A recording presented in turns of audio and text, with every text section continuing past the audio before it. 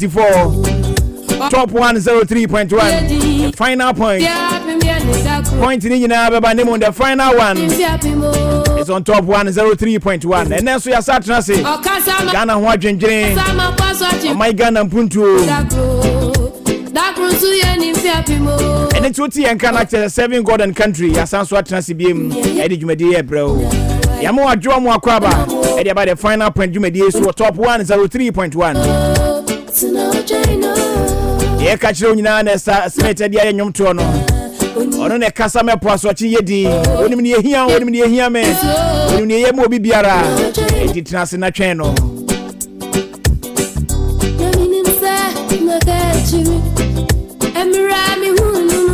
What did that process? Summer bravo. When I'm in bed, granny, Nanny, we say,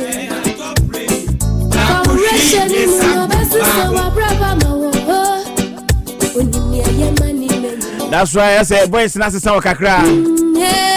Your friend, the Senator Nana Jim Perryman. I don't need to hear that's meeting. Come, yes, I am the only senator on radio. And I meet the media man. Governor Ogusu Ajimai, a man friend the governor. A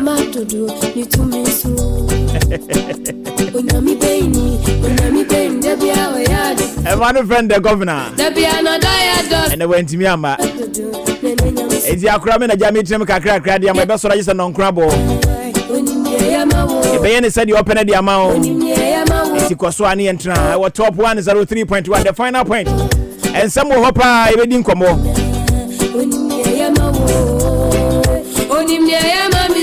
You didn't come up. Set what the end of the see of parliament, you know. Let's speak as I do me, I do you. Man, no go best. Now, said your penny for cat was say. Oko to say nipem you know Kwabusa say na no eye den afeni Matthias here. Speaker say mampani na so den check ahurunam. O say bills baku be say phone e gunu table so papa yin sign keke. On be so be sign. Say we me man papa. And the speaker say answer. What they call to you one of the any hands so call to aba. The any men so me dey yi me ho ano. And you so ministers no. And your muntu wa so ko fie. Parliament ya kapro tomorrow to safo gunu buto on esne no. Okasa ma paso chi edi Bible simfia. Asa man penisi won sign LGBT. I'm ready about to name the any one of ministers no. Approve na approve na. Na the yan say we yan was me wie. Una ye minority leader o. Una ye majority leader o. Una ye whip o. Una ye hwan you makasa wie yapon. Court rise parliament yen rise in the enko. And no sorry you.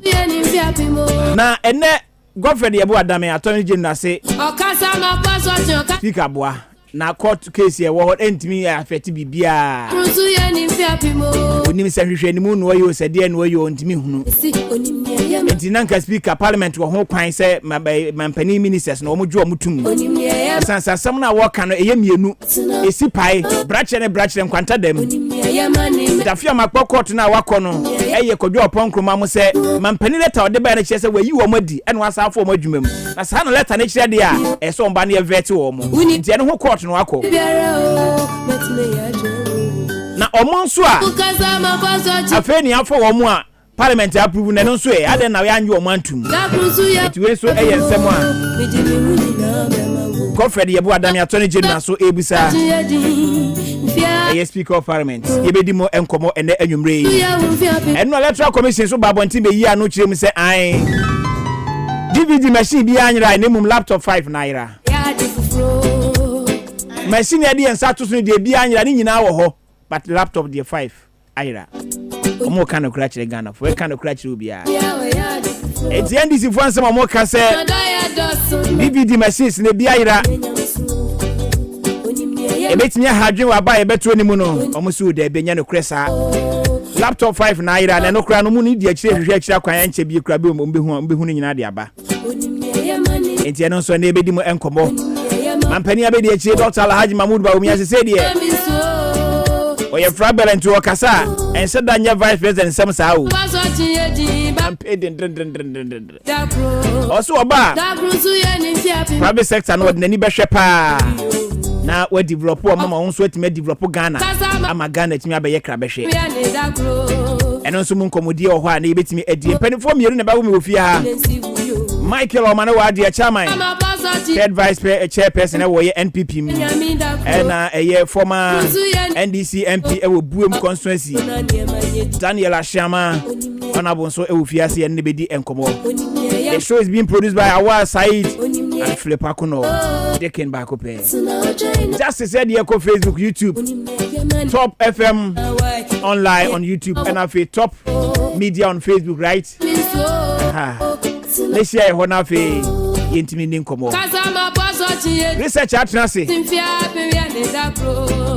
Wa church bebrebe. Mekai former minister Onyane Baby ko Kojoba. Odi ne ko program na so ko tena nchi ache se papa be trust na de watcho nyina so ntimi nkan bi. O churo because no churo ba form no churo because no chese enye bete na ba un research abetna se ono so atro sa over kwaba ye nya na apom ti say nya me adoma ye de radiase na ba un so atro sa ye de kwasi boni entity no odi ai atwotwo na titiye recording, that's right, and making your findings recordable. Into one yen is when you beat me about Fabiso. Yes, a buffer so we are what's my work can NCC. And he say you are used to recording. At your children recording as the Yankopon Crani Hopa to catch the Moses Fadi and trust my Thank you. Na eden wa try mpese me ho enne me pese me ka uria odamia sem wo kan uria odamia sem pese o che se speaker misapply the law. Yes, se o ka se case wo court won't mean kan ho asem o misapply the law. The rule is asema case no e fa ho ankasa no ye sacking and re-employment. Yes, and yet about the new appointees no sana pre o mampanya small can so you can enfa assenting to bill. Who's the Supreme Court? They don't rule on bills. Yeah, said nyame ye mra na hey, they rule on laws and interpretation of the law. And then now can go for bill say case for court bill never way they can't interpret bill. Constitutional rule it doesn't allow them to interpret the bill until you assent. No bayemra, then they can interpret say is it constitutional or not. And say assent, no being challenge it. What's the case you go court into you me assent? You also misapplying the law. Nobody misapply the money abre. I said man penny kura sen koto ne boase. Because that time I can see me kura na de kura say nya me do table no so. And oba bontin be kan say court case be court case ni go ka wi ade achi yansa na yete say o pe wa ode o pe wa ade awa sa ye so ni o pe adware ya ene manikum ene madache ene ma twa ma na adwansa adware so fa na de ho be mi nyinem say time bia ade adware ya da no me ko fie mi dware ye e bo no me sana hit e huguro sa ade mi na me sa ko dware ye we ade na assenting to the bill no who person o chese o president who person o ye oboso asem who due process who person o de be aduma na who dey on for due process nya aduma na obi so for due process ane eboni abre koto de ne bodwe na nya nchire de mfa ba amla e se ban pani an consider say ni ministers no parliament ho because nanka obetimi ato no bo ase kakra ama ministers create me up from because he said they had never you have a whole month so obetimi me one way and na so one sentia then now the reason that they aba so you can even wait till that time not the reason aba say this is the and the law constitution say bill bia no who be reject ya eniema ewomu ne agina so the reject what do you mean for anything ulterior okay you can ulterior outside that bill no what do you mean for bibia me bono say case be court say international community in so company the bill can only be refused for ascension or to be assented by the fact say ebia constitutionality no ebia me hu say mistake wa ha ebia ambiguity who say let word in your sentence no come bi beba come anu nti ne bi I am ambiguous enti me nya me nti hwase enti based on that enti me means enti me mfa nkona mo san ne den emra no say is from the flow emra no say so obetimi a reject bia ade na ade aba mistake wo mu ne gina so anything outside or mutually exclusive no it's not applicable. Also the near my mutually exclusive and I apply to it. But so uti odame so asema wo kan say adena speaker obidi part of asem no ba bia court I fan crofo bi ho na bi mu de enka wo na wanye sa nkrofo na antum na wo mu e form no wan kasere de won kan wa na ni nyina agina said the wo president or apply law no properly no also is also be applying the law. Some lawyers so no you are not attuning yourself to the law. Won fam brani nya adwuma emra say mistake e wo ade enu nkwa na betimi aka ho ase e wo de say waja mistake e wo be enu mu na wo tutu bo po enchenchen nsem no na wo keka fufuo no bedi na ho nkwan na wo tafetafre enchenchen na eno e fa fufuo di hu fufuo twa no amene nkwan na bi aye chensen ho na wo tafre say akwa say speaker de mampani ho ahi o se ne ho abufuo what no ho abufuo na ye ba say eno so e ba san so say ya ji ministers akwa ye adwuma minister ho na ba ye adwuma ma wo wo na ba ye adwuma ma ogu onu mase se be kan Ghana fo so you said the order ahi ba no ahwe de ba on de nwansa the president is being lawful. No, it's not being lawful. It's being illegitimate. What I say, famrani adwuma, emranu, I don't know the own person the mrani adwuma, no be don famrani adwuma. Constitution say the spirit of the bill no, and now what me use to reject it. And bill no mistake bemu na reject it. And then now catch say case be court. The bills are not influenced by cases in court. And now catch international community. Our bills are not influenced by international community. Yeah, then what makes a sovereign state? Our sovereignty is where our laws are applying to ourselves. For me, to mean for America, Mlamedi. In the head of the international community, no, I don't know. Mr. Odame, one can come. You should question his president. Hey, to mean question. He is being unlawful. The president is being unlawful. Constitutional requirement. He is not trying to accede to the constitution. Now, person the open be an away. Now, who the only yet the opera? No, so yet the opera parliament. Who can go on our powers? Powers, you know, who can a year, who can a constitution? The powers are collaborating. Yes. They are intertwined. No, ni omukabum we so yeah. Net me aduma. One person ko ya isolation. All other powers will fight against you. What I say? The parliament is almost so chira say. Is it appropriation bills are bills be or how say parliament opa who redo a year budget ni sika semni ya ade nyina parliament na approve ma and san na dey aduma. That's what the constitution says.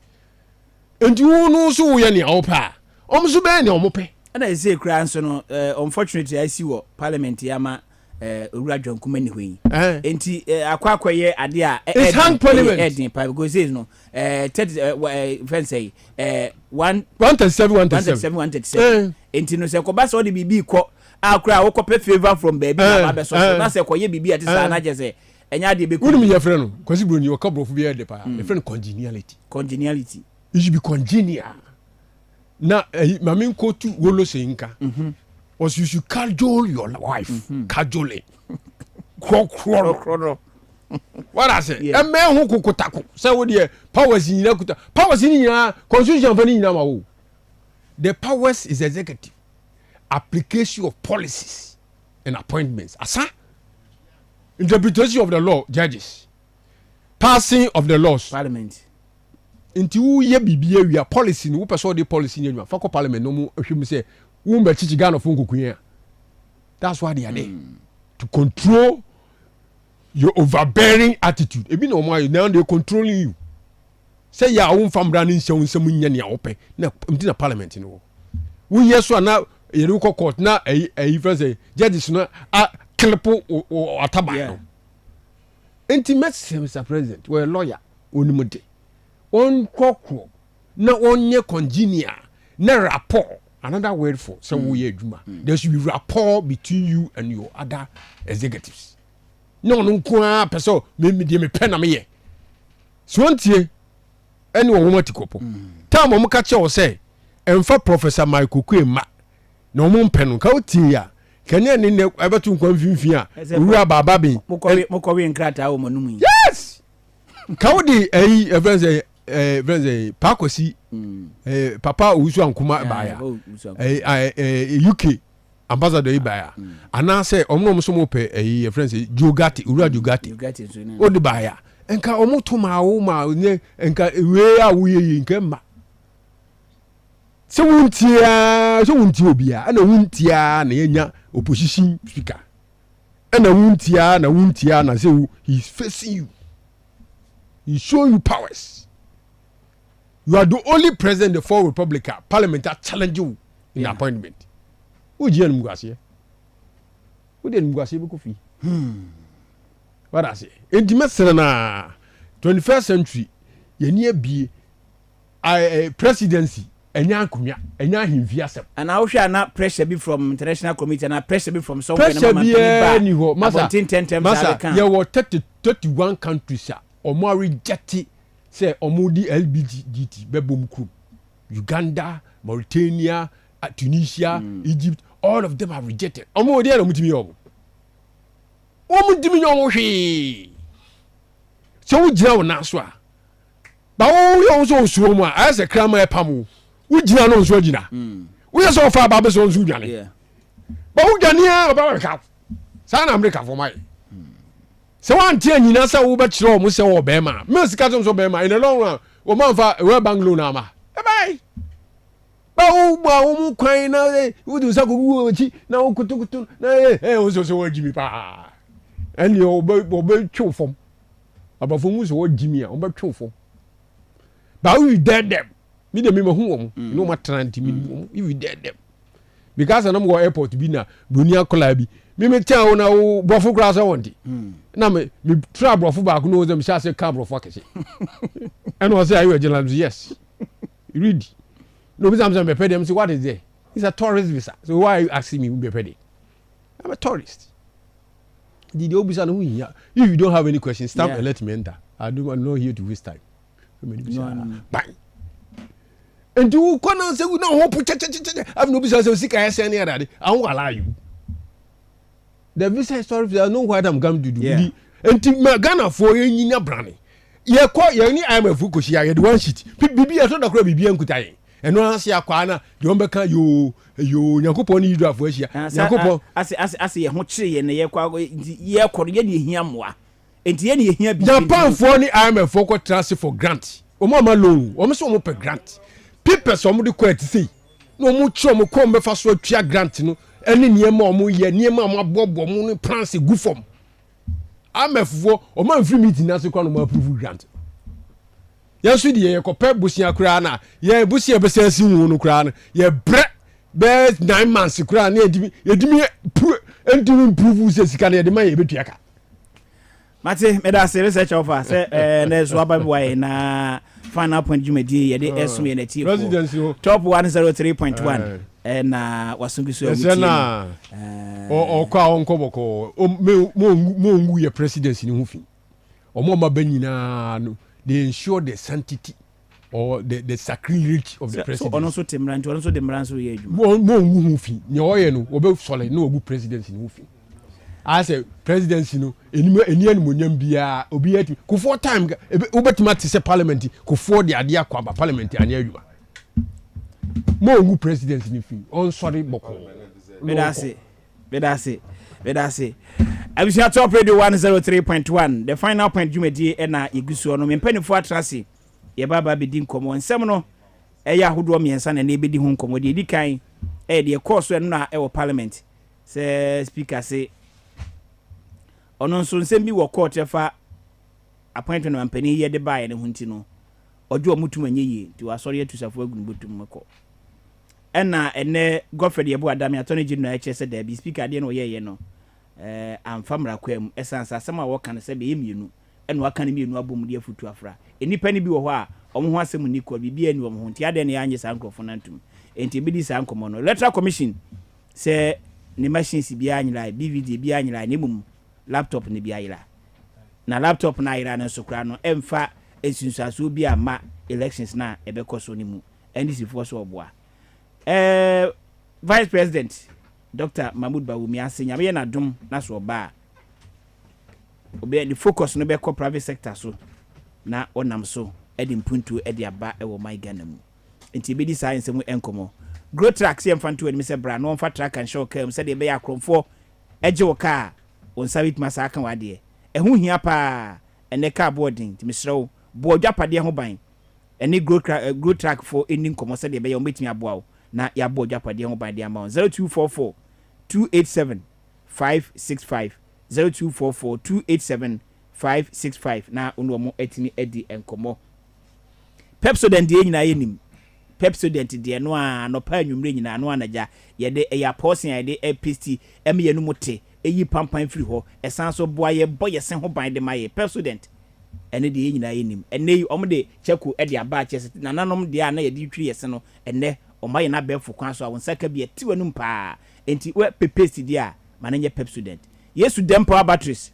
ade ya pa na se wapie na adu tam se obetu ka na especially when you be a guest na koye na oboss asasa hadwin ko Yesu dempo batteries na koje chloride azide battery de abani bi omo wo eye aboso kan GCB ya de mu ha e na obehu wo mo na omatimi abo asanso e na Philibert Medical Center ayresabia eboa titru pa ne ema hwehwemma sebi ma yimu no ma wodi mu nyina aboa me ne matimi konkai woye OPD services nyina bi wo ha ya de bia wo de ko Philibert Medical Center Dr. Philip Abefidano a ombehwe ama ho etimi ato La Paz nyameche ho na bi hu mo kira kwan 0245 464 667 na unomo edi nkomo Samu Spices ene de wudi go aduani mu ekoyi keke kese better fro wonsa Samu Spices jollof de enkwai de bibia bi ho nti wo aduani fa krasom na enye fine emfama wo ye beto aso ye ba de aka kire nyina ye de beba top 103.1 mamema mimpanifo akwa ba na afi ye hye enkomo na ase ana bo ni chama mu akwa ba ye ja obenye ti sen nyame adum boko na bo bibia boko de adum ni ahwe ye nti ho ye chama akwa ba ya na apumboko adum ye de rade ase baka se hu ache pa heno akose skana heno skani nyama ni wachinko skani nyama ko so yo nu ya na hu na ba skani nyama we de bia na ho shed na hinta kakra e bu de hu nya ho se chama obi a ho shed na hinta no hu na until dot ni mu so e bia light na wa hazi na light na to ni a bright me kakra light ni na fita me hu color light ye de jamia se na bani agi so se mehia mumienu ene enwumre sa se enkomo ni be koyie pa na ya dwendwena o man Ghana ho ahwe se de mpuntu bitimi akoso mame sha se free honorable Ashiama ho honorable the new course of parliament say speaker Edibetu bia say de mampani kai na ono so age na so aka bi say appointees ye de buy na so nominees ye de buy no sisi no ensem kakra kakra bi fe form ho nti no ontimi approve o mo nti ono so eje musa ediko gofere ye bu adamese the speaker ye no wa nya de ase ebi ye bufu bi ana se ye hise bi no de ye sansa asem no eni kwa senke konesa de dafia makode ko court no eye appointees ya yesi asaka o ma ya san so afa o mu biem enye wo mu a ni hu a ya no ya appoint o mo do ma ba mami ndi yo adwen kire yo openyi wodi design nana ajin yes okay me chiao acha hwefo ne tiefo nyina acha me brother they say onya wura ha na nana do frɛ no na funsi na so yeah honorable member was honorable always honorable na me buana that's also honorable even though you are former I say like honorable say me no say honorable former. Na there na maka enye boni say a o twe say me oppose back only post back any there this is on Ghana Post member of Ghana Post okay and now say Ghana Post chairman and I miss me oppose me National Communication Bureau post no ho and I'm Oti Regional Communication Bureau. Show me post. Yensa and me na mo frame me. Ono ne de no ye chichesi kama no. Me de no na se kan ni o si je kasa. Aso se Ghana Post board so. Enye sa na. So ye chichesi ka o. Ghana Post ye chichesi ka o. Ghana Post. O board so. Ye maska. Unimo. Ye mafo. Unimo. No, Ghana Post and our post be na woka. Post office. I don't know make Ghana Post they say oh board member they say bounce car. No city. Open no we say. Oh ma ore kura ahwa kura.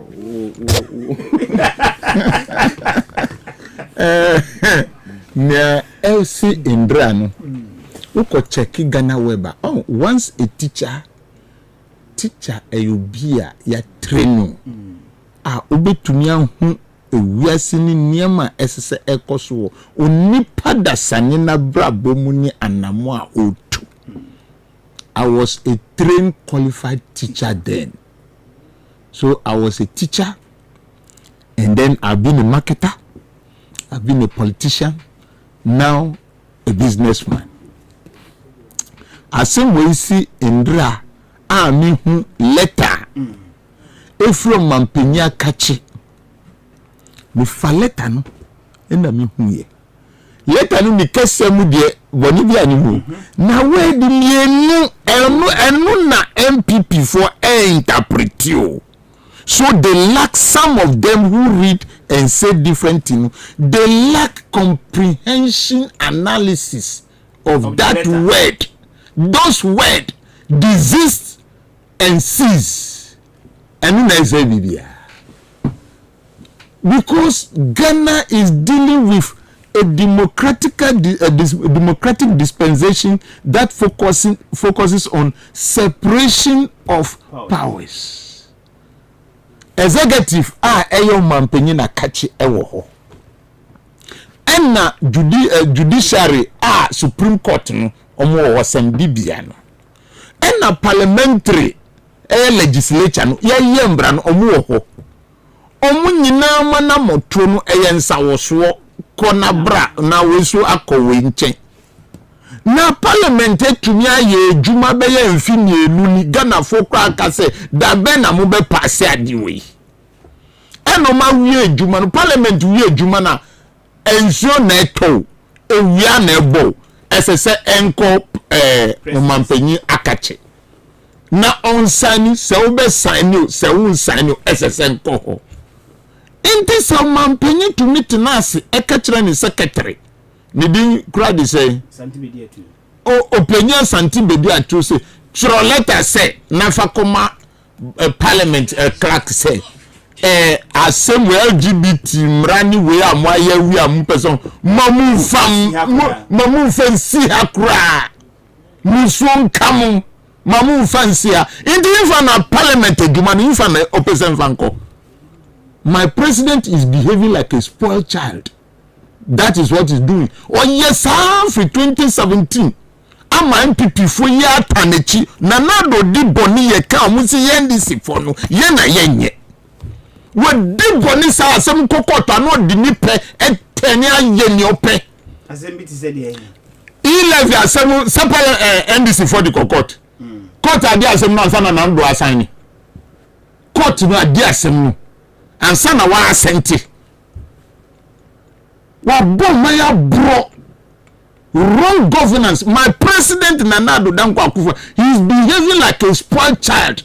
If you are one young case, yes, I'm a sobobra. Mube maye we are you.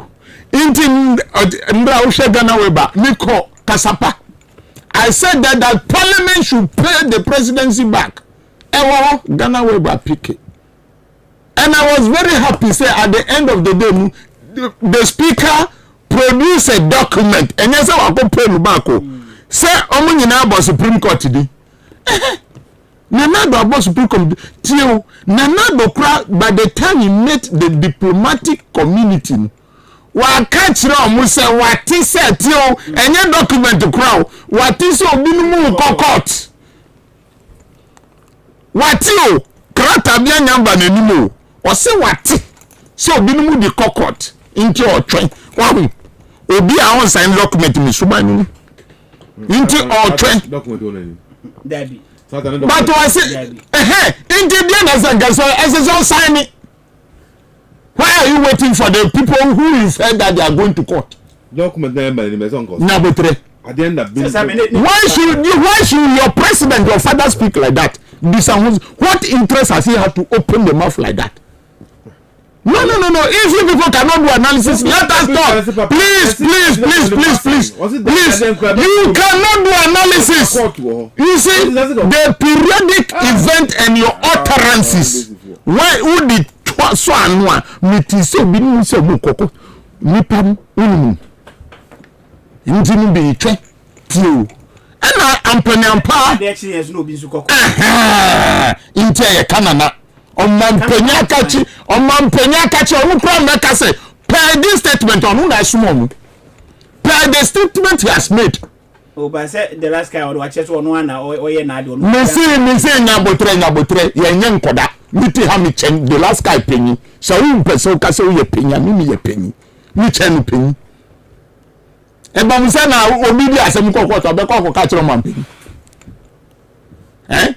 Eba na man penny susu aka ho asem. So what wanga say be ka kire ne bia wa. Eye de no ti asem wenu. One say speaker no wanga say wati o. O say creator bi da menim. So these two persons who you trust. So indeed there's a creator that will be any baba konso creator na nanim. O so wati. Okay. Inti obi di kwa di chi. Yes. Inti de no man penny aka fa. So one sign yes one ka bibi and say I see creator no time be dey to tron creator no continue or train court na about video say o confirmation also train court and this is joke and now FP before court kwapai but say the go for the abu adame so kan say wo hwe ensem no ayemienu ye obi mu ho a ya sake wo mo ya say reappointment enti mo se sankofo no yen sanko vet wo mo eno ho asem na dafia mako eka nyeba be ye ofilia no mo ne ho ahwa ma mo ye new ayi appoint mo aba ne de ada na ya nyi wo mo ntu Dr. Danginu oye attorney general wa hu ni man respect pa ba ye ni say constitution bi wo be bia MPP for the lodi bro man there be constitution ya no Mrs. Sana ye ni sana ni mo sana ye ni MPP for bi wo constitution wo be bi to say japade no eno no de ye djuma inti sa obi susu kanadua enka this dami gofre dami nebeka. What do you mean by that? That one mo catch you say on jai kasasa on blame na just on susu kasuit no. You can be sued for contempt of court. On jai kasa. This is where Nanado has brought our democracy to at a shameful position. But said the eke na emra democracy so emra document that from me be buy no 1 year ka say we mu dey ya vet na we na make or wale injunction document no sana wale. What do you want Bagbin to do? What do you want Bagbin to do? Why the Supreme Court have not yet spoken? Allow the Supreme Court to speak. And now Dr. Damina Supreme Court. I'm not Supreme Court. You declare to be command so na anya krata no mudi mabagbi. So allow the Supreme Court to take its do its job. Why are you trying to curtail them? Why na u catch man penyi na na do dan kwa Akufo-Addo say onu de ontwe na ye wie u catch Ghana for say ontwe na ye wie bibia wo court and say na so be sign ya non sign. Now where the person tasi is the law for you. You have been appointed and taking our salary. The person who sue or put the interlocutory injunction is a lawyer. Speaker of Parliament is a lawyer. The president is a lawyer. And you, the Attorney General, you are advising per your parochial interest. Obi de on train, where they on tasimu now on passive when they be munka. If you don't respect me, I will also not respect you. But is that the way I hear Kono? Say that is where I don't think because say my president is behaving like a spoiled child. Only do we need to do her. Only do we do her. I don't think when church said desist and cease. It is contemptuous to Parliament. Someone tis abrofuna munti na munam kromu and different interpretation. Somebody can write a book like this. Everything it is correct. Only one word can spoil it. And MPP phone here. Abrofun. It is not the graphic abrofuna eka who can rote learning. Who your teacher nia who train koda abrofua. I saw a bird sitting on the tree. One named Peter. One that is rote learning. But when you come to comprehension of the language and analysis contextually, MPP people have failed. Anybody who is supporting what they do at True has done don't understand English. Eya brofu no tro na ye man na brofu mwaye. In fact, ma brofu mwaye. And that is what must go. And that is what is happening. Enti fo anu sina me nkocha ma so. Enti midi manu sinu. Nyesi de na na do ankasa na ekopesa asem edi bae. Nanado, we have been saying it time with that number. Say he is arrogantly ruling this country. Oh. Yes, I've given you an example.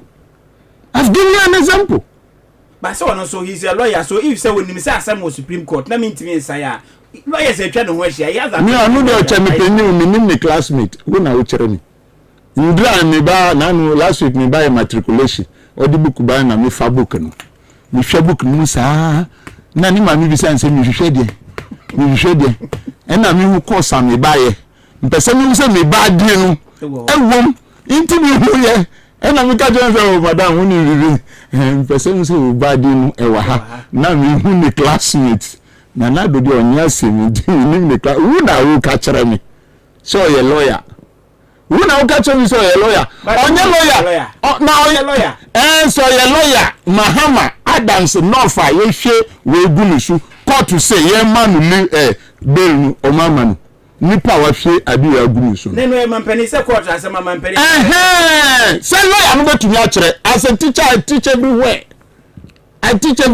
obetumi abisa your appointee why should the law say so and you not about every lawyer must respect the court true or false. So the court has spoken. And my president, as you said, is a lawyer. He didn't care. No, he's not my classmate, please. I don't know his classmate. But you are not a lawyer. Bonnie classmate. Oh, but that one there doesn't matter. Don't tell me I'm not a lawyer. So what? No, so he's not a classmate because you are not a lawyer. You are a lawyer there. A man from Bisane Kreta or Groman feels any one Kreta. Former attorney general. Mr. Dabi I have appointment. We go be to appoint you president. We go be to appoint you as attorney general. Did you say in a crater? So we are pleading with him. Say Mukoko Pai. And I pray Speaker Bagbin continue to show the position of Parliament. He should not bend down his head. Right. I just said, Nyenti Ama appointed the chairman Sabosu as a what? As a Minister for Parliamentary Affairs. Omo di suppose member Bimpe Muhammad Manosonji na omunu obeye majority leader. What it means is that when they made you Minister for Parliamentary Affairs, it means your boss is the president. You cannot do anything. Martin Medase, Honorable Daniel Ashama, former Boom MP, and Otin in Kano, ma menko chairman ho, chairman Michael Omari Wadie Ewaha. Chairman. Bra. Ebisi ase mampania no akofa na asema ba ase wanto ne boase ase opre ne ho se wonim se ne nkrofo ho a parliament na ebeji o matuma nke bia nkoto no boase kakra ewo saa ensemi ho anke bia nka nkwa kudu mpempeso a akwa kudu ne parliament so che ne bibi kakra Medase amencha wati for ne see internet number. Yes, Abba. And you were so live on. Live on. I see the way you TV na. Yes, my life. Yes. When the mention for near her for. Na menda mo so as say rules baby am frey na. Ye be church say ya dream. I say tikro nkwa gina. Yes. And I dream so ni obako foot. Ye many. Obi free baby me yen. Yan ne be ya de. You know say yan assassin na boarding de ma yen. Yes. moja bi na na nanum hwe na nanum hwe nya de hwe de tu ho ma yen ese aduru me ene wo eso say baby atoaso na ye de nim de entraso ane nkotom krane ebe ko ye de nim de entoaso en entraso ntoaso to know and nim de entraso ka kan so say we can it make say so kind of we can say to know because and like yamana broso ye sua na yamana broso suatra see the sense to buy no eye oban enye so man be you say nye you me say aduru me ne wo enso so e betimi dey ato apre obi see speaker wa ya de obi see na no so wa ya de adan one sign munko hwemansa emrano the Supreme Court near the final decider Supreme Court ngo hwemansa there be no sense ka wo ko hwita se wo the power is vested in you to sign a Supreme Court ngo cancer ye bury us ye pray nyina na do sign one sign babe sign one sign ehunsu sansoro me no mienu as Ghana for me no century for anka we should be asking ourselves the mpanifo mienu ye the kufu ado ye no ehunsu sansoro eba wo ankasa wo so no de na the babe so aye no ehunsu sansoro eba wo no abusua no community no mind de these are the areas we should be looking at. Some so small we yes na asrum yere na de enya ntokwa say omo nko ntokwa omo didi omo keka wura na we iran so omo ka anya wura bia na omo ka omo jabi na asrum yere na ekon ntokwa na wura na wura mu nyina ebose he is the e free o ye obi ameka obi abiem omo ko ntokwa na wi na wura ni nyina tutu gari anka na akabi wura ni nyina tutu asum ye no kontokwa ngura na wuram ho you see president na ye twina so ye chire no bi kakra ai minister for na omukoko adwuma so omukoko adwuma Kufu Addo ni papa fie na kese omukoko adwuma magana thank you they say I appropriation bill be appropriation bill na dey so honorable read my chain honorable ka chire mu kakra appropriation bill dey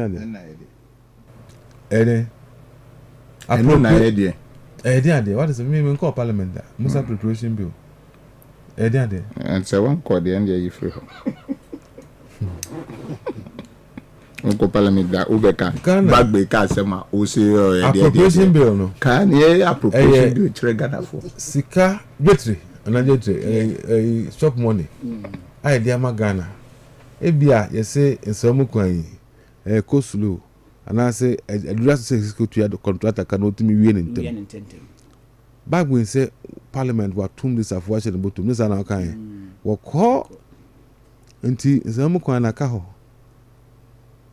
mba okọ ya se okọ took airplane ko to Dubai una na musamu kwan so ukoda bia ba ne bwa wana said yeah no Kufu Addo na se ba me Ghana for thank you tum de mun trafie ne mun ni ndisi fu achi mun trafie na ene sa the bed he deserves it nya no ko ebia amchase we ya se ma mu kro mu kokwan no say western I togo land western eastern corridor no omaye bi nan me free I passa echo your friend saying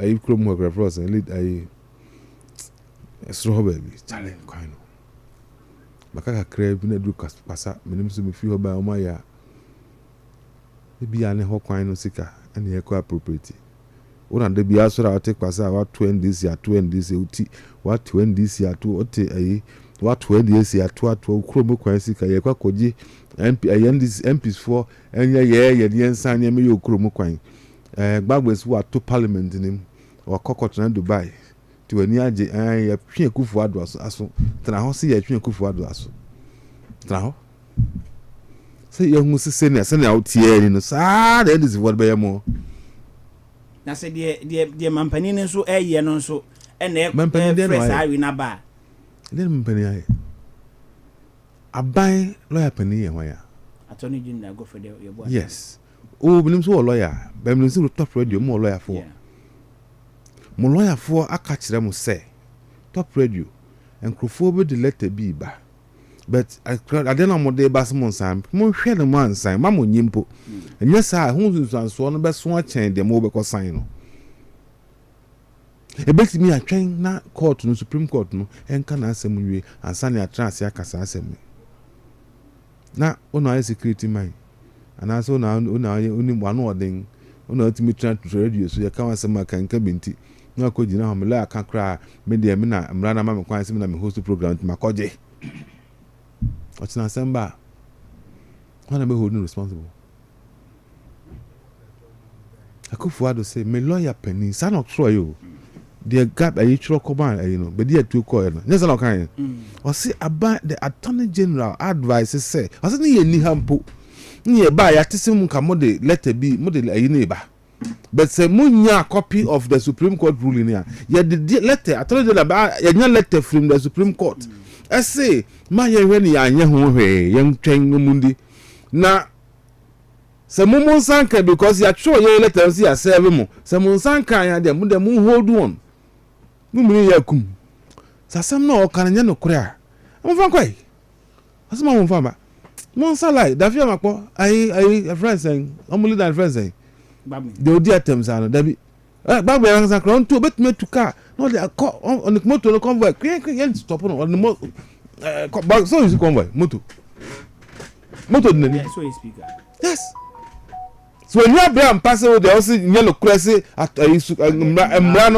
emrano massa kwina drive call super so jubilee as I we go room nana you say what this is a copy of the sign and also on sign yahu adwuma so say who there who Supreme Court it's an insult you yeah insult yes how can you tell a speaker to carry document too you were just saying say Kufuor don't cause to block your friends say parliament not sign and then they praise you were just on the year emphatic keke wan ka speaker na was say omo when say crack nimpen for parliament so on the back quite just use now speaker okay these two words one say I use the word desist so they are resisting they say they don't take orders from Media too that's how long parliament is almost take orders from Media too the position is not so yes. Then if I give you orders me the council parliament say move so I'm from here contempt me council say me mom orders I make council me mom orders so if I can't give you orders if you say Media two's letter is null and void, is not qualified, then why don't we deliver the letter? Cease and desist. Yes, so they have ceased and they are desisting. So they know where power lies.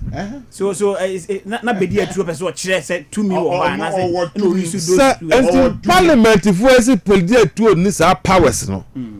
So if I've given you orders and I'm not fit, I can't give you orders. I know. Wo untimi metra ha and my orders to the managing director of this yes until what your letter I'm a managing director orders that's what this was that means you are what powerful that means you qualify to give those utter those words you qualify to give those orders and if you don't qualify and the managing director obeys that when he knows that he could have done better, then the managing director is and can make us to word be used a clean can not stop it, no fool. And then baby ideas in a man for what the other thank you. Me can't parliament Sada Mutio. Samosi Bedia too and you qualified. He cannot instruct you. Yet what local parliament and it's a foreign motuum. As a Ghana for because you want to punish a Kufuor. You are not punishing Akufo-Addo. Ghana, listen. And Akufo-Addo in the parliament, they're punishing no. The ministers are supposed to work for you. Ebinomo aye deputy ministers of roads, meba. Yes. Finance wom, meba. MC water resources wom, meba. Yes. So now so here so okromo no. Water resources omo ebe hwe adwuma no. Parliament say mo me adwuma omo panse Akufo-Addo. Na ho bo nsem, na stress huri. But money no question man penin be so obesan be no. One kasa. Abuna bisa say na yase mo passe emrebi say yanjikire emo na ti on cry is possible say the ebia na mi sunu bisa o na bagbe say o approve ministers no onu susu akase o approve ministers say e court man be you court onu cry on current bagbe na ji atumu say enne waji atumu say yes the oye no enya ne kwan mu because yense bi enye eno who case no do rule ye no listen to Bagbe statement obi akokofa obi dwan na obi zako wia obi chalewete na case no ba ko court a o say obi awia obi chalewete nti this is ebu odwan de ko wia dwan case na wia nsa ne matimi ahwende you see I come in call me Ubisamia on this issue. Me. So to her when him so who say I'll have him. Well, I say him. Say Helen. Where's the friend say? Awa. Helen. What motiti way? Na me by move receptionist or tiho. Let me buy me say oh awa ne. We do to buy ye.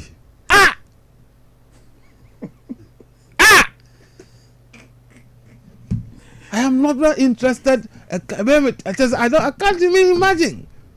Yeah, but Abim Huno say maybe there are other reasons. And yes, I am saying that I don't. The point I'm making is me.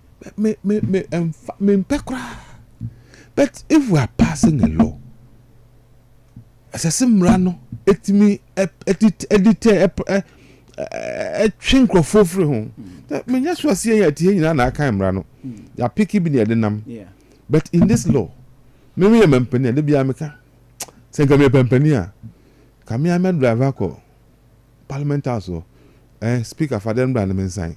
The next morning, you know, the news that will be on the headlines. Headlines, every front page will cover, every media house will cover. The next morning, I will cause police to arrest anybody who discussed it, anybody who published it. Saying. This way. What if your friend this way? Yeah. And you drink bino. I see me kind this way there. Me producer, me publisher, and I say me can't want them. Say me promoting, but I'm not promoting on a platform for free. I'm not promoting. I'm a time me can't get. I'm heading. What am I doing? Promoting. What like I say? In the process, the more you discuss something. Yeah, but yes. This way, this way, this way, no. Okay, also, Mr. Boss, see, the more you mention a product, the more you mention a brand, the more you mention something, the more you promote, or you draw a promotion. Say, oh, draw for attention. You know, yeah, you a certain point. Say, do baby, no. Now, man, phobia who say, hey, say, you're crying, you're here. I say your crown, say you won't football be on tired. She say, not almost so person you are more the deba. But yes, your mind. I away and she say, you and Mray away and Mamre, away and culture. I say, sad you way, dear.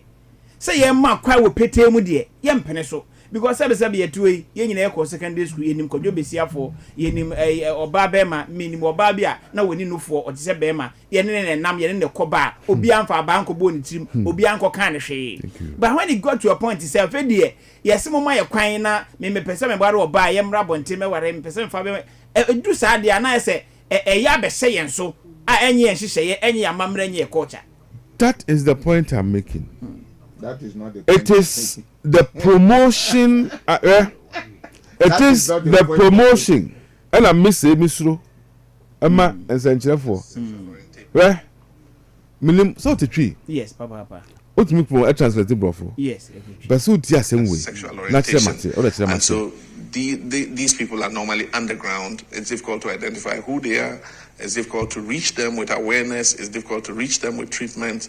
And so we are trying to educate people to understand that we need to remove stigma so that people can come out, of hiding and be able to say, yeah, this is my sexual orientation. These are the problems I have, so that you can reach them with the appropriate interventions that are necessary. For instance, yes.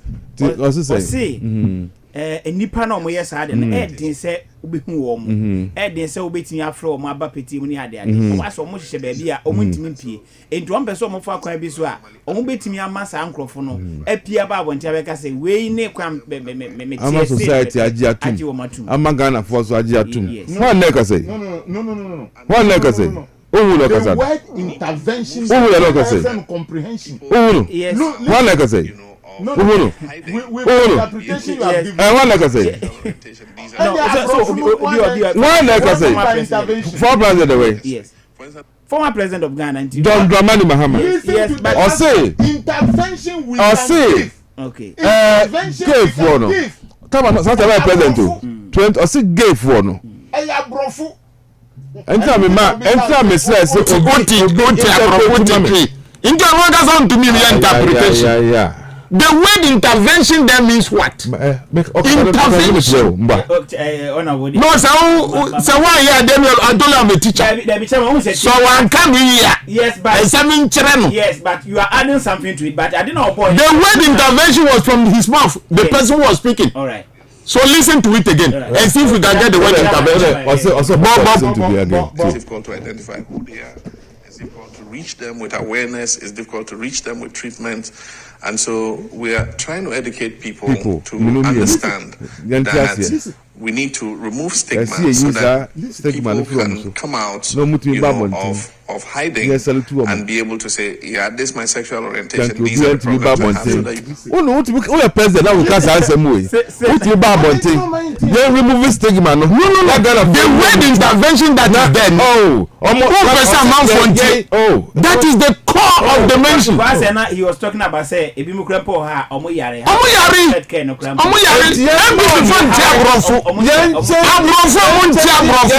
ukitadi we na interpret okay mama say mama bi let me ba and so these people are normally underground. It's difficult to identify who they are. It's difficult to reach them with awareness. It's difficult to reach them with treatment. And so we are trying to educate people to understand that we need to remove stigma so that people can come out, of hiding and be able to say, yeah, this is my sexual orientation. These are the problems I have, so that you can reach them with the appropriate interventions that are necessary. Intervention. Appropriate intervention. Intervention also treatment. You get right. Into obia why ya di way or yare no. Di na ebe ye di aboa no eyi mu afisa yare wam. You get right. That is the intervention. And the NP to focus social intervention. What do they mean? When people are in a certain level of need, you have to help them. That is the intervention, because the word treatment is here. Yes. So obi oye gay say identity no yare. So say nipa no so sadisie. Inti ye hwehwe mutumi hu ma ye bi so ma identity na ayisho free oto say be tie for. You get right. Identity na pampers ebo. And also say na my yentinu. So you come out with appropriate intervention. Okay. MPP from Diabro.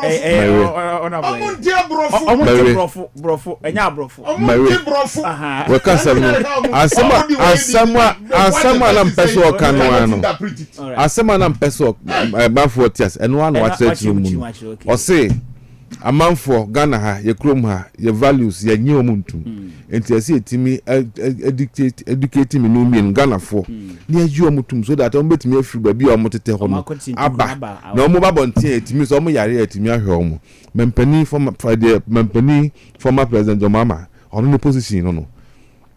on the position no then you are here say you mo ensem ma no ba say position no go was sitting position say on support to gay ni ade was say one support to nemum ye makwan na Ghana for ye ntiase na do ede no na ye educate so that orientation on betimi dia babontin abeka na omo kana say omo yare ya mo appropriate or intervention man penny position no former president this 2016 no president me ba teacher me dey for anu si na me dey anu si me kai papa ba ko say friend Sam George time nti me kan papa say ono so me kai 2016 na nsem work kai papa ba ko Sam George ya parliament me na me ka che opa me send dem e pon anu wa bo anu so me send dem anu wa bo anu so atie nipa omo so omo na omo chiri gay no nsem omo kai you protect you omo we can't touch them we can't yen training Ghana for ni mum yen training Ghana for no yen yom ntum na omo yare atimi abo pampers na onabo former obdrambo oti heken now papa ba kon say friend no Andrew Solomon me no so kind na yes the whole world gay for society no on the president papa must president Adam president and then the former president John Mahama on the kodam just some te akonwa mu na some te bench so omo kodam paso etwa photo can you imagine say nka park bi so kura na motiko baby asia kanya akowura defie akowura damu akoda paso etwa photo ese Ghana for yenhwe we have challenged Mr. President former President Mahama me say sa case eba ye if it's a parliament e kan ho asem e pass am act won so akasa the last statement o say secretary no be dey to any power so obe block parliament wan kase enka papa mu a ogidi e cost no dia enka na sem o the biggest campaign message than your friend say agent your friend say 24 hours no we know and counting so bad ya was say hey me my first day in office in the unlikely events Ghana for mo to abon hema ni na mo sa atuma me dia my first day in office me consign the contract no I that deal sa man pani what is in the down table and tell me can say kakase asakufu ado so won sanya munya to o mama my first day me say campaign message be la tuche we oh me he can never say that. Me say, President Mahama will never. I'm waiting for the day he will talk on this. Say on the about best sign. You know why? He can never say that. I'm daring him. Okay. Well, the law now also now. You see, I could forward the sign in there. About Bekasi problem on I'm telling you, he does not believe. He has no trust. He is deeply involved in their activities, and he deeply involved. All him say, I'm passing bill here. Oh, the dollar here. I'm passing bill now. Oh, the dollar here. Do you know why? Say almost say do you know why? Me say Ghana for see a person young press here up young ready young kase me papa that you honorable wo awa ni emisum nie wo fie nyanyu ntun say hey begu angu Ghana ye be boy homoden yam ko discount fi babia then we can but say koye ama ho kira ba no be say blame akufu ado dia kai enna mampani su me ba nya no nko o enna mampani enna no nko me say wo so ye beti ya chi watum me try na me ka say obi akọchiri obi kura ne no mo ye dan no mo ye gege so promotion yes BBS na wo kan ene ye promotion yes BBS na wo kan because you say me report as a news reporter say yeah undimi ka say promotion ene promotion is there say promotion is who promote to ade bi me bo ade bi di wa ha okay o si bi nya ebo me nka say you ogusu a o kan nya na ye krofo akonombo na enti egusu a ye ka gege say no ka say ede egusu a ye ka ho asem enti man ka say ede dia say me ka man ka say ade ne ede me ka ana problem we ka say ede la nya de I just mention the name. And that's what you mention again. Why? Yes. Because the more you mention something, the more you promote the thing. Marketing, promotion, politics, and some more here, kasa to become where the be the baby. And some more can't think now, word no pay.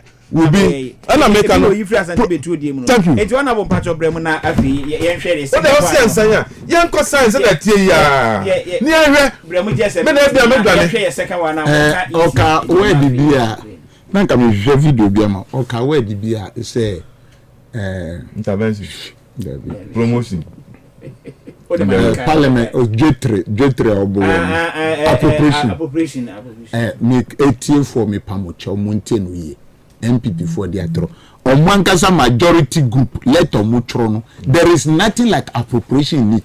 It is the time I kind budget no and no ya pass appropriation dada into so because say and appropriation please nyawoka nyambi for can say number 1 waivers tax waivers na ntomo be fase outside the Ghana second amount mun krofo say udi niam frama no no be brute mahabwa udi amentia that is the tax waiver enu na omusi bag intena hono omu pass nyabotre omusi bills do get you right omusi bills and IDA and ministers na tax waivers no Ghana muntie ni wa parliament no nanado ne kurasi ana ne yiri nia okuno ya pass tax waiver manu so be see hotel ni wo parliament san nyama no musa pe ase san nyama no musa pe na say you know the amount about $450 million.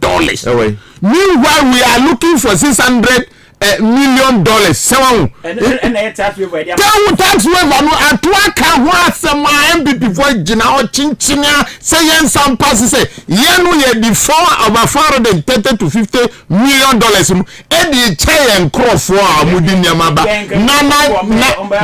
yen no yen ko bobusia na yen no ye ko IMF no ye ko jibusia asem we senyansa wo ho a na nkese se no susu wo ho na se basu dia na o se nyansa ni wa nyansa ni ho ye nyina no na no to say na me wa video who person who gay in 1947 in this country one of us started gay before pre-colonial time no so catch us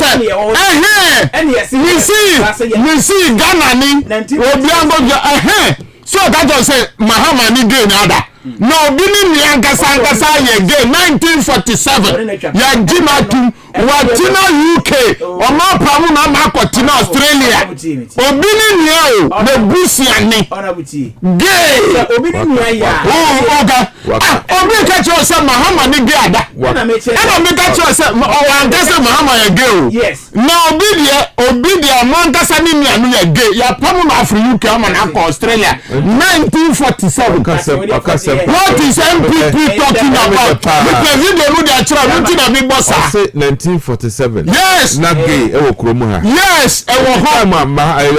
New York Times. President. Not gay. Yes. The time I males. So then males. I be president. I went to me. They made a categorical statement.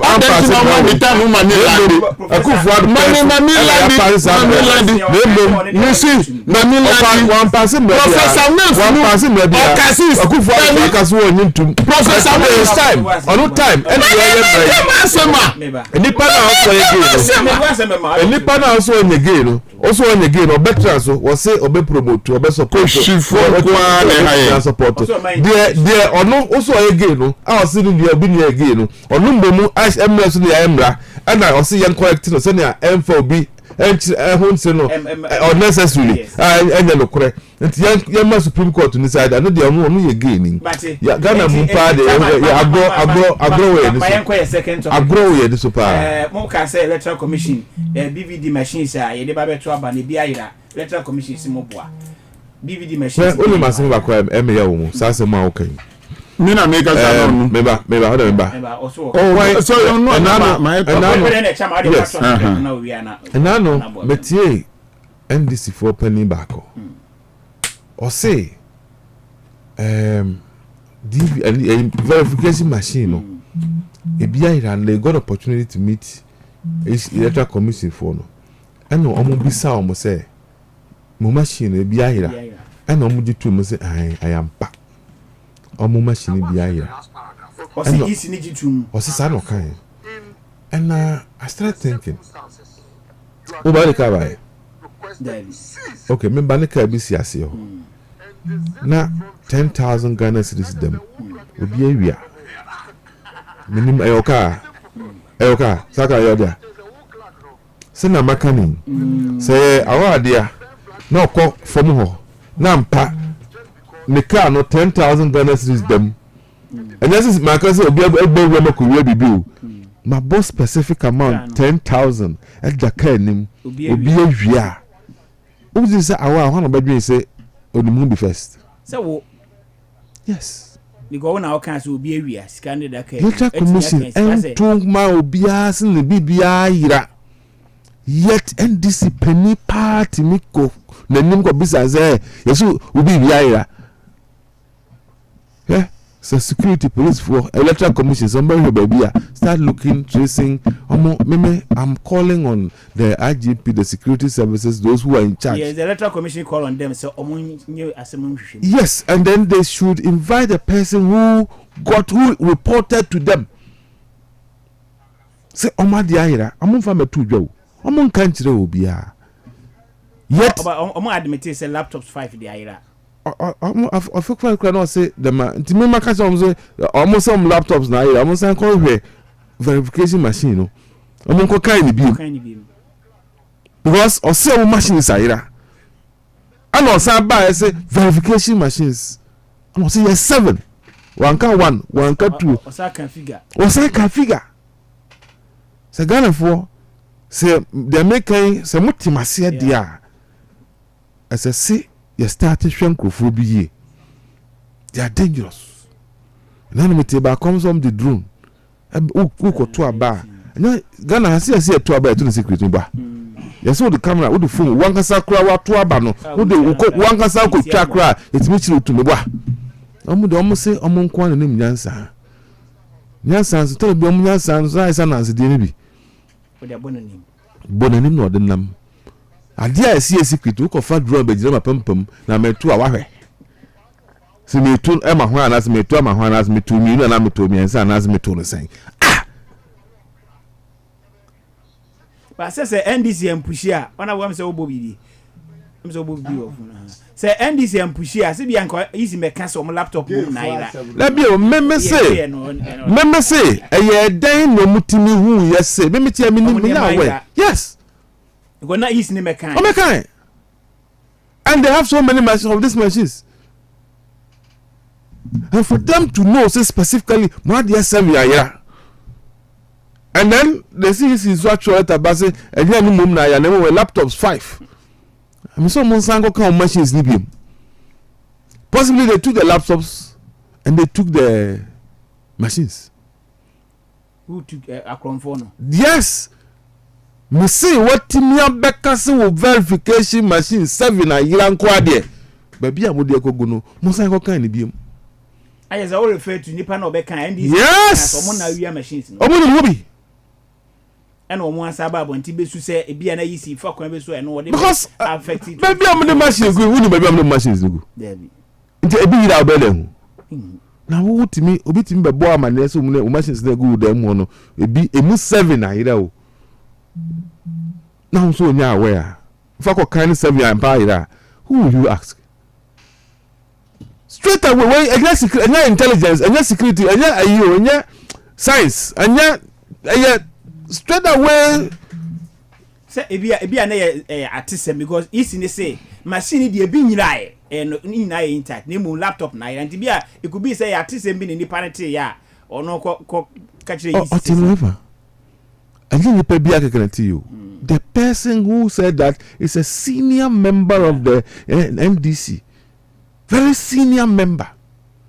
Okotino Hefa. And I say from Bisamo. Omutino Hefa. How did they get to know? And how did the person who told them 7 year kofa you and now 7 year and now 7 year gueni mugoka, how did they get to know? I mean, I don't know if I'm making sense. Yes. But we be dimatem. As I make also, I'm calling on the security services, IGP especially, office of the special prosecutor Siraj wo in fact national friend saying security for peace council for all the CSOs are there. I'm for manuntum cause asem kase ba frakansi for them to be able to tell you and I go straight to easy o machine sayira avedi na nsa mko ba am say enye machine we na ya name machine we to tell you and I something.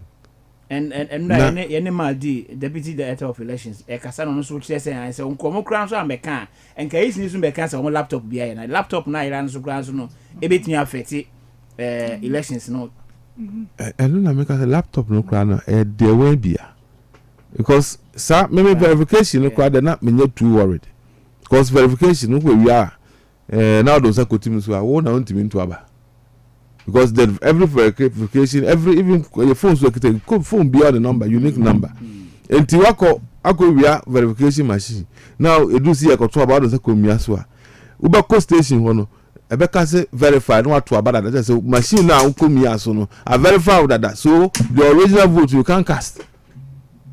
I don't know if you understand. Yeah, but almost so your permutation be say be that machine no they can tamper with her. Any public media akwa to aba antina na electoral commission so ye na ko to aba na meba eko wi abamu na nipa 7 because as machines in 7 area the whole Ghana na eko wi machine in 7 no what mean that temper no what mean break no the nipa 1 million difference. You see sometimes nipa no aggregation accusation they can't even omuntimi and truck ke kra mu dinu kra no mu hutwa. Me say verification yam fan to abawo. Uko verifier people no have verified voter people the first people that to about whatever. Verification me say about paper. Because we be kind paper no. Paper na ko kan. Ni na compare verification as machine center hono. Nti work of be ko si ofia. Say na to aba na ofia wo be kan. O kan wi anu wasan record wo wa utrim. Because when the Bami polling center, we call center, I mean into. Because because constituency be when it cool. Constituency be on there. Constituency be on there. And to verification machine, the code. What I call you fear to you know. Center Ben I call road. And one letter officer Ben I call you. Martin, Timamisa, honorable. And this verification machines, there are 30. How many police stations in Ghana? 30 something thousand. It's now almost 40,000. Yes. So they will have over 40,000 pieces. Now, person will be able to book on we are 7. Hey, sir, about the 50 plus. Say, I wouldn't say your acrophone difference. Acrophone be Jimmy. What they were points here considered the demonstration. I never know on point in go. Who the other wasn't pointing. Who the new? The Kakumasi boy versus Mr. Munchensi and no woman. Yam Pabuani at that time now. Kambu abasu kumasi bebe go aboy na mfa ba kokra no waso chance de na obi hu yo be ka kire ekoje na ade chine ne wonder say na goya sisa mpa boy ya misi krofoni be ejimi akrofoni be ejimi eti papa mema honorable Daniel Ashaman so emrem ewo ho honorable muna mo ye acquisition say electoral commission machines a ye verification emu 7 ayira almost there bi machine bi ayira emu bi ayira kra your laptop and no kran so 5 and 7 said the mokan honorable no mo kwati wan ukra obi sa question say the electoral commission be catch Ghana for say laptop 5 ayira o ma me ka say na no number akon 4 electoral commission for no na say yen yes electoral commission for ni akron say o ma be catch say you see we use public money to buy NPP laptop no NPP for there NDC for there CPP for there Ghana ni nyina de na ye bi kotu ho se ye dwuma na ye ntua uka eyira ye no waka kire mana e krom for wa asem we musisia eyira ye ade aye di jaunti na ye tua uka busunu di soldier for gina ho police for gina ho omu guide jemensa kwa na ye isi boss soja for gina hotan bia we ni nyina echi wo laptop 5 ayira si bia 9 one be ka men ka se bia nyabotre men be ka se bia wa ha emuti na yetua uka wa be ka kire Ghana for. Do you know that up to today Nana Addo Tiakonja so ya audit electoral commission now Nana Addo so be mu say no, that is the government. You have appointed somebody. Is it performing? The ball stopped by you. Is it performing? Is she performing? We are talking about performance that leads to growth. Otiho ye tianika machines ayira. Enya to force in when adongo mo na ka say adis you trust kama Nana Addo Ghana for say yeboa. Enya mo na ka ye. So you look at the presidents. Eba pen wo Ghana ha. Atufosi Honorable Haruna Adongo NDC Aveginu NDC Intrasikao MPP for ya omusi NDC for boa. What report did Addison brought in 2023? 77 billion wa Chama Nana Addo in 2 years. Wati anawante. Wati wo krom ha. What you walk from Hana wanti catch me? Wow, what? This as I'm confirm. You must ask yourself this very, very nice question. Say, Eba Musena Atufosi minority leader is getting this information. But the point is, electoral commission say, Asamna mo. Say, Nyabotre. Onya pinise bibia yira. Tie. Bibi. Bibi. Because of our plan. If I make that analogy, yes, say, yeah, Kasa Irantin, Wakofa Bano Kaches. Say, I read your comfort. You can compromise the election with that. Listen, Howe, Peter Mill. In 2020, Onune Nana Addo MPP, but they've created a new police station. And no man busing for Accra about 50 STC buses to that police station. I am telling you, I mentioned names around the St. Augustine Catholic Church Park. So, and then this is one way. Obisa we say na e wo hin. We sat down and say e wo hin na South for MP be sin there. Say na dey buy electoral commission be check mu dey see ye nti o mo ntimi anto aba. Dey no kire. Dear no Chirewa, please. Let me make my statement. No. I will not allow you. Please. Who can say my ending? Let me make my statement. If it is no. Please, I will not agree with you. Tell him. So Obeka Sama Minko. I respected him. I respected him. I didn't mention school. I said St. Augustine Church. I didn't mention school here. Listen to me good. There's no police station. Practically. There's no police station. Please, I am not talking to you. Please, talk to me. Please. Please. What we effort you. So therefore, on these DVD issues, if it is compromised, that police station, a new police station, where so that police station is forcing your vote, or they didn't get a vote. We are talking about BVDs. Time on my creative way, if a DVD that is there is compromised, did you hear this where there are no verification, no vote before? Yes. Did you hear? Yes. That is the DVD. No verification, no vote. So if the DVD is compromised, say, OBS is even million times on this one, what will you do? And verify.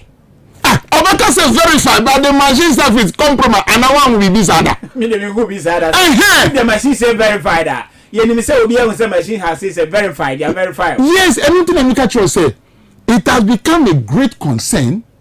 Say, Yati say, these BVD machines get lost. But they been there. Me say, now me be so say, Koba say. Atufo say atinzi baby amodi akosie no mai ya ba ni kosie because what say adenaira man ka say isi afa o allegation onu ni wan akọ nkawe asem nu ba enu ntina minority aka say omuma police fo ọmọ bẹ fa 240 any NDC for any electoral commission for na yon go check won go akọ check ade no ade no yirai I say won nje ba mo say na mete the people who you are working with have given the information they need because I think please who say be the oti han who ni be ade no da meaning baby that because are you the one who made the allegation? No. And until I prepare say omo go check 240 na yen at the end of the day we will see why didn't they do that here? Why didn't they do that? Now if you have any evidence backing that allegation I know who from to Ghana for because it's never going to be a press conference and now just to that press conference. Yes. So it is an official allegation has made and then I see from backing it. No Nyabotre, what do you mean by the evidence? Inti ukasanu. Okay, isi adenti na one for 240. Na yanko mu store room, na check one by one. Unko wako check abe ka check se bia ira. Akonfo na motonu no. Adenti na unko wako check. So you can pick parliament, you can pick the police, you can pick at 240 and easy. At 240 ay allegation. Inti no yanko check be di egu. Unko wako check o se ira. Inti Saudi tu mpase. Yeah, at 240 can't wait yaba. Now say ira. Kron force by no. Say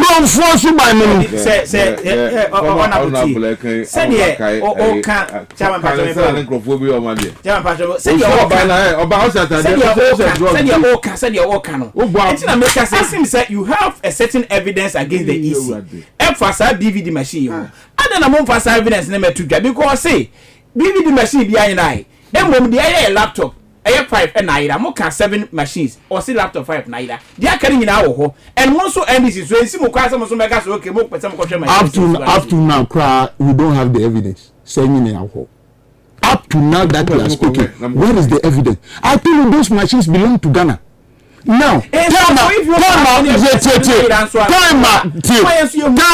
at 240 year press conference say easy me say shine I don't know my immediately omu weti amadiachi and say so musu ko hwe say ade na enti na won pass say wukọ obi ayi allegation ti fanuko na yen check yen jima yo dia yes is a minority leader he held a very strong position in this country he is a minority leader it is not he is a human being though I accept that every human being is a human being but onyankupu abuanu baby ojina no ojina Ghana amamoni baby a ehu hia pa because ojina baby enti so allegation ende yenko honorable yes allegation no evidence bi o de back to na so ofie so san so kase press ne bi a ono anga so be so ko easy wo no mo ko head those machines that's right ije enti na isi nimre ka ko ka de no be ka kire ye se no kasa kase opeso ko ho meba opeso we who alleges must prove and yes you prove it so you should take him there so don't you the best thing is say inka isi nu e dia 240 ko usi 7 ira enu na egu ha kan na yenhwe enti woni 7 ya na we say ira na wo kan sa keke I tell you Atufosi is not just somebody. Yes, so he has his fact. It is a sense of comfort. So where the fact? Now EC he threw the fact and challenge to EC. And then tina EC nkwa koka ade no. Say no say EC koka. Listen, and then tina EC nkwa koka ade. I just say obi aka say obi aka ntrago so. Say we ya yira. We say yira mumbra na yenko check. And then tina isi nkwa akokan na beka kire say ebia yira na laptop ni yira because isi nsem na wo ye kan wie kro mo ansem na beko so no it is that is a public office it is not your office then so is that is why you made a public statement please nabotre let people listen to me as a minority leader to request for those nyama na work no when you get the information do you think making a press statement is just an easy thing? Because you have, so they should have given you the opportunity. Why didn't they give the Munkuanko card? That is what you should know. That is what you should know. Sana motuna ya na motu money. Semisi one we are there, usi one we are. Police for omumbra na yen check na yen gan na wonkoa wakọ de no wo dem no wa be ka kire se hwian yira inti wa mu de da na se electoral commission won no inti se no wa mu de ade we da wa na kan ye wa na kan na yen se bia yira who counted it mate the former boemo and akasa ma me ra ho na what tifiti ni wo de msum no na wa ha. Can you imagine na ato forcing akoya okokra the court case akoze na no crime say I'm say on judgment is never who did it and mo ya no ntem ya tra ho who did it na wako no the electoral commission phone kwa ko said them so warehouse was hinegu no mako omso mo ko kan machine omko kan ba ya na MPP for nso ya ba machine no amko kan yem se kokan na ye na ezifo nko akose machine mu machine room ho ni yakokan ye pie ba you are not saying that. That's not what you said. Yeah. No that is yes, what they see no what's he who alleges what's who he alleges no kan this also to mo kokko prove what kan this no kan interfere also police for that attack and that's why may see all kind the police should have taking him there because it's a serious issue after go this is a serious national issue we can ambulance baba no say the ambulance pay baba no hwi ni mu ye ko kire ba bia machines ni go no ale be kire ko da sugo mo MPP for 25 ambulance go Dubai no minim say Dubai for gie kotom again na kire say ambulance amakotom abu nkunta men ko hokra mo enko hokra Ghana ya na wana boye ma chama so ye tam ne ko na kronfo asema oka Ghana for ambulance akoka ye de aba say Ghana de mu de ye de akoka o Dubai o abaya mbeka chama to asene nko abaya beka biatre ambulance aye wo Dubai no abaya beka biatre draw 81 million Dr. Jumamenu edi kokra no sika wo he the original court no so oje kronfo the original court no waka sakra mbofu the original court no kronfo no original court no so no kronfo. Why is he in court? Why is he in court? What is he doing in court?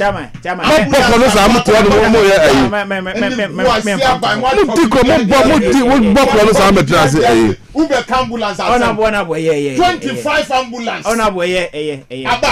Dr. Jumamenu Diaba. Any boys Chama honorable Pacho. Sometimes Kofu and Udo but sorry. I wanted to go gaga.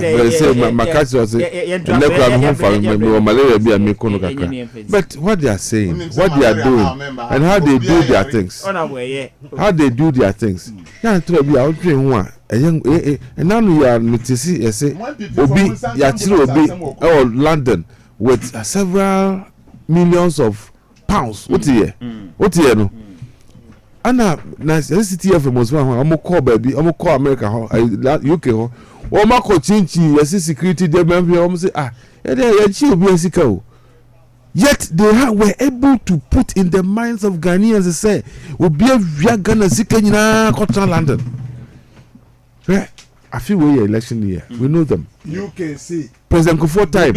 Okay. Yeah, the bank statement, but 2 had the Kogun Krasie, and they know this is $4 who come and they will believe it. No more so they believe what?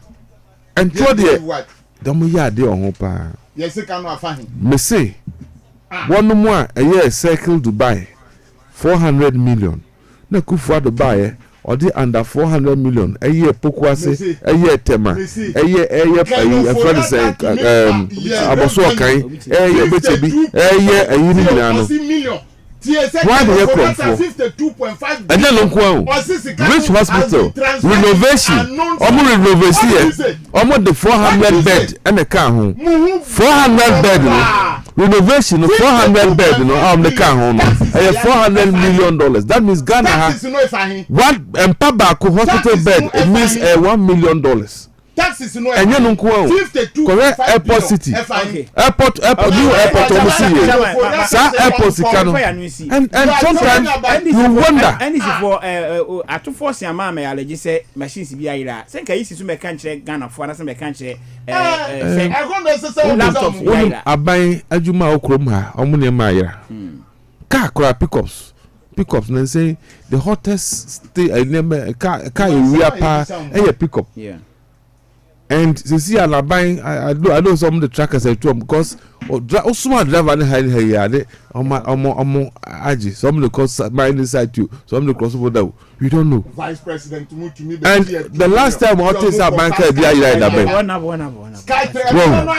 the last time I was saying, and so I buy Momo company has say, you are founder. And the company to full mount. Now say, corner ira. Uba, Robert Lancho TV, so radio show. Who announce say, and then electoral commission, and I say, let and then easy your company no, and I say, a minister of and I say, and then how? So you believe with the easy, I can say. BBD machines they behind right. Me some believe those who made the allegation. I think say as I see a team copy come how they got to know. Now because they say I could almost see sign for the account maybe am the cosi dey fa am ko kire ho. Na yenko kan no ochina ye call anywhere. No, are there security materials or not? Are there security? EC has compromised the investigation. What investigation? Somebody alleges that you have stolen his shoe. Do you get it right? Yes. You must let the security agencies take up. But you went, but no. Okay. The security agency should take it up and then. But so why should EC now go and count and come and tell us? Because you have alleged. No. Why do you take the job from the security? This is a criminal issue. My brother, it is a criminal issue. It is a criminal issue that the security agencies must take charge. Why should EC has compromised with the voting? EC has compromised with the voting. You get right. EC has compromised with the voting. Exposing what? Abrofuna make us own just a min chira Meko nti what dey ya untu ka baraza na osa dan adam ne case adam na say nyrai is adam na kokko osa dan when you allege something that is criminal it is not for you to prove it is the security agent anything but it's not for me to go to court who allege you know before you go to court you report to the security agencies they do the investigation you have to pick them I said they have to pick him now they don't have to go and come and tell you they have compromised with every investigation EC has they don't have to go and count they don't have to go and count that is and come yes because he has made a national criminal allegation the security agency should be the next of all you can't prove without the security agencies my brother go and before somebody is taken to court the police must first investigate. That is what it means. So the EC say assembly. Why say IBC there's compromise the investigation. That is bad. That is bad.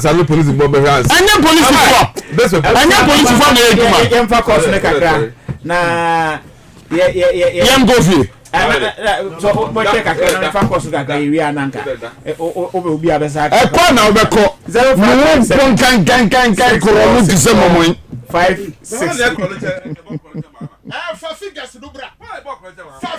0557 646456 top 103.1 final point Mr. Obaso ana why ntitia e dia ma me said e be ya obi nso ebetimi aba 0557 646456 hello good evening evening sir about your frost and aka safrin chama de oka nyina ma ona ba pacho free sometime but until you see sometimes who some of the allegations now it was a proposal e fa o madwen e konyeme ba ko mi no say isi ho e ho no no enye bia MPP fo kwa na say NDC fo kwa na yedma ho ebi obi so ye adwuma ho a oye NDC ni nti na say bia bibi koso a ono betimi atia nipa asumesi say nice so say bia baby a ye wo yi say na empanifo ni bi eye nti yenye say bia atufosen sorry na okọ ho no meko ka say bia CCDC nti mu